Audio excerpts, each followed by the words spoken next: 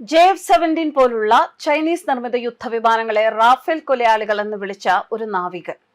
ഇയാളൊരു ഫ്രഞ്ചുകാരനാണ്. ഇയാൾ അറസ്റ്റിലായിരിക്കുകയാണ്. ഇന്ത്യൻ വ്യോമസേനയുടെ പക്കലുള്ള ഏറ്റവും അത്യാധുനികമായ ശക്തമായ യുദ്ധവിമാനമാണ് റഫാൽ എന്ന് ലോകത്തിന് മുഴുവൻ അറിയാം. എന്നാൽ റഫാലിന്റെ തന്ത്രപ്രധാനമായ വിവരങ്ങൾ ചൈനയ്ക്ക് ഫ്രഞ്ച് നാവിക പൈലറ്റ് കൈമാറി എന്ന ഒരു വിവാദം വരികയാണ്. കസ്റ്റഡിയിലെടുത്ത പിയർ ഹെൻറി ഷുവറ്റ് എന്ന പൈലറ്റിനെ ചോദ്യം ചെയ്തു വരികയാണെന്ന് റിപ്പോർട്ടുകൾ. ഇയാൾ ചൈനീസ് യുദ്ധവിമാനങ്ങളെ പ്രശംസിച്ചു. അതേസമയം ഓപ്പറേഷൻ സിന്ദൂറിൽ പങ്കെടുത്ത റഫേൽ യുദ്ധവിമാനങ്ങളെ പരിഹസിച്ചു.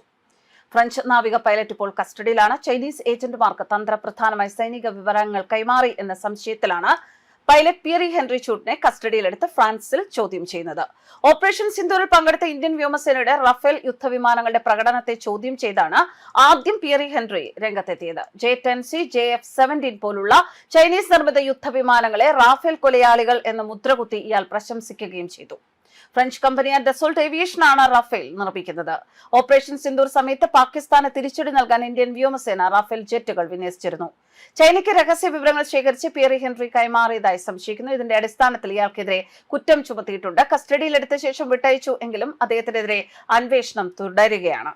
ഇരട്ട പൗരത്വമുള്ള വ്യക്തിയാണ്. ഫ്രാൻസ്, കാനഡ എന്നീ രണ്ട് രാജ്യങ്ങളുടെ ഇരട്ട പൗരത്വമുള്ള പിയറി ഹെൻറി ഷൂട്ട് 2021 വരെ ഫ്രഞ്ച് നാവികസേനയുടെ വ്യോമയാന വിഭാഗത്തിൽ സേവനമനുഷ്ഠിച്ചു. ഫ്രഞ്ച് മാധ്യമ റിപ്പോർട്ടുകൾ പ്രകാരം ഫ്രഞ്ച് നാവികസേനയിൽ സേവനമനുഷ്ഠിക്കുമ്പോൾ 2018 സെപ്റ്റംബറിനും 2019 ഓഗസ്റ്റിനും ഇടയിൽ അദ്ദേഹം ചൈനയിലേക്ക് 2 തവണ യാത്രകൾ നടത്തി. ഈ സന്ദർശനങ്ങളിൽ ദക്ഷിണാഫ്രിക്കൻ വ്യോമയാന കമ്പനി വഴി ചൈനീസ് സൈനിക പൈലറ്റുമാർക്ക് പരിശീലന സെഷനുകൾ നടത്തിയതായും തന്ത്രപരമായ വിവരങ്ങൾ പങ്കിട്ടതായും സംശയിക്കുന്നു. ഫ്രാൻസിന്റെ പ്രാഥമിക ആഭ്യന്തര രഹസ്യാന്വേഷണ തീവ്രവാദ വിരുദ്ധ ഏജൻസിയായ DGSI 2026 ജൂലൈ 20 അദ്ദേഹത്തിന്റെ വീട് പരിശോധിക്കുകയും ഔപചാരിക അന്വേഷണം ആരംഭിക്കുകയും ചെയ്തു. പാകിസ്ഥാനുമായുള്ള ഏറ്റുമുട്ടലിൽ ഇന്ത്യക്ക് യുദ്ധവിമാനങ്ങൾ നഷ്ടമായതായി chief of defence staff general Anil Chauhan പിന്നീട് ഒരു അഭിമുഖത്തിൽ വെളിപ്പെടുത്തിയിരുന്നു. ഇത് റഫാലുകളായിരുന്നു എന്നും വിലയിരുത്തുന്നുണ്ട്. 2018ലും 2019ലും പിയർ ചൈനയിലേക്ക് യാത്ര ചെയ്തിരുന്നു എന്നും ചൈനീസ് പൈലറ്റുകൾക്ക് വിശദമായ പരിശീലനം നൽകിയിരുന്നു എന്ന ആരോപണവും നിലനിൽക്കുന്നു.